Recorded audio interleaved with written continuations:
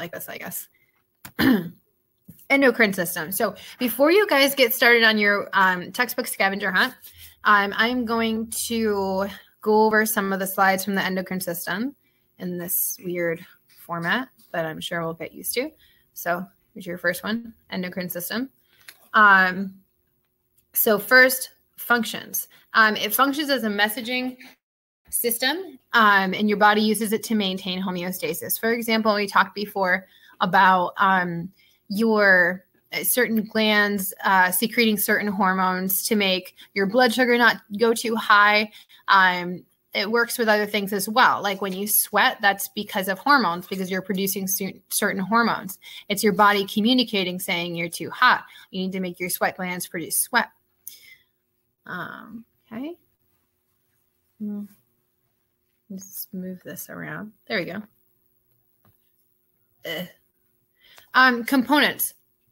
So there are hormones, which if you remember, they're a type of protein, which means all of the same things that any other protein has about them. These hormones do too. So they are made of amino acids. They have to keep a specific shape. They're affected by temperature and pH. All of that applies to the hormone. We also call a hormone a chemical messenger, and they are released in one part of the body, travel through the blood, and affect cells in other parts of the body. They come from glands. So when we're talking about a gland, we're talking about anything that produces and releases hormones, among other things. Oops, I just turned this upside down. All right. Hormones. Hormones act by binding to specific chemical receptors on the cell membranes of certain cells. If a cell has a receptor for a specific hormone, it's called a target cell. And if you guys remember, right here, you can see the hormone has to fit the receptor. If it doesn't fit the receptor, then that cell cannot receive that message. Some cells don't have receptors for certain hormones, and that means they can't receive that message.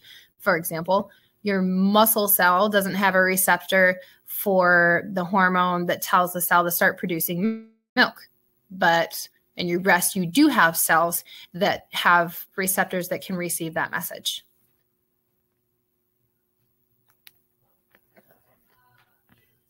Your pancreas is a gland. So we're going over certain glands. Your pancreas is a gland that produces 2 different hormones, completing 2 different functions. So this is where we talk about the regulation of glucose in your blood. If the pancreas is producing glucagon, then that breaks down glucose. Sorry, that should say it breaks down glucose. I'll fix that. That should say, hold on a minute. That should say glucose. So it breaks down glucose. And it produces insulin when it needs to promote glucose uptake. So this is like when you eat determines how this gland is going to work.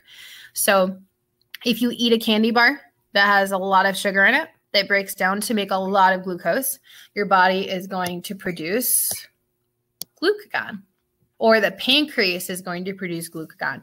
And if you haven't eaten in a long time and you have a low amount of glucose in your blood, your body is going to make your pancreas produce insulin. Hopefully this doesn't follow us. Oh no. Okay, good. It won't follow us. All right, adrenal gland, another gland you should know about. The adrenal gland helps the body deal with stress. For example, it produces adrenaline, which is a hormone, which is the fight or flight hormone. You guys might have heard of that before. It basically gets your body ready to do either or. Fight, stand and fight, or run away really fast. It makes it so your muscles are able to work really fast. Speeds up your heart rate, that kind of thing. All right. Other systems. Sorry. Oh, zoom in. Hold on. All right. Immune system. So we haven't learned specifically about the immune system. The immune system includes a couple of other systems and a couple of other systems are included in the immune system. So basically, you might have noticed in your research that some systems overlap. So that's why we haven't gone over them by themselves. The immune system works together to protect you from bacteria and viruses. So anything that would want to invade your body and cause you to be sick, your skin, hair, mucus, white blood cells, antigens, and lymph nodes all work together to protect you. And this, you're going to learn about this when you learn about your endocrine system, because part of this is production of hormones as well. Your excretory system, this works to excrete unwanted waste from the body. We did talk about it a little bit when we talked about the digestive system and the respiratory system. So your respiratory system is actually part of your excretory system, which is, like I said, systems overlap, which is where it gets a little confusing at the end. So remember how when you breathe in, let me go back to using my pen. You breathe in O2. That goes in. And then the O2 goes into your lungs. And your blood is going to be really high in CO2. And so the CO2 moves into your lungs and the O2 moves out into your blood. And remember that happens between two things called alveoli.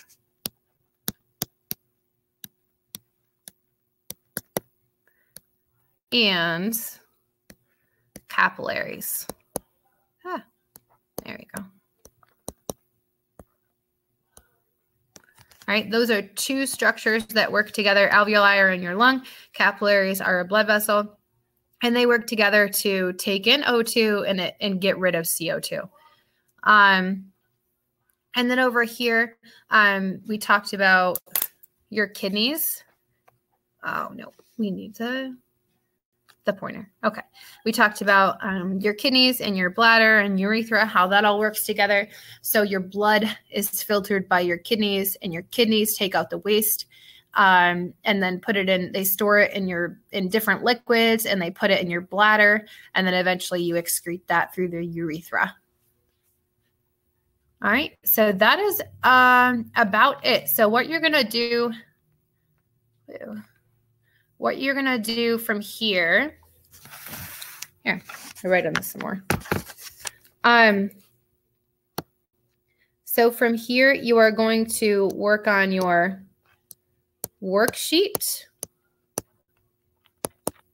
that says endocrine system. Sorry, my handwriting is so bad on this thing. It's hard to write on. So you're going to work on your worksheet that says endocrine system, and you're going to use your textbook. As much as you get done, you're going to turn that in so I can see what you've gotten done today.